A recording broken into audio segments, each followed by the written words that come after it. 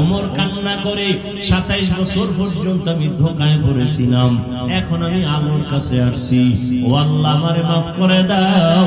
আল্লাহর নবীর সোয়াল আছে, আল্লাহ মাফ করে দিবেন। আল্লাহ জান্নাতের টিকিট দিয়ে দিলেন। আবু বকর, ওমর, ওসমান, আলী সহ 10 জন সাহাবা রাদিয়াল্লাহু আনহুম আজমাইন।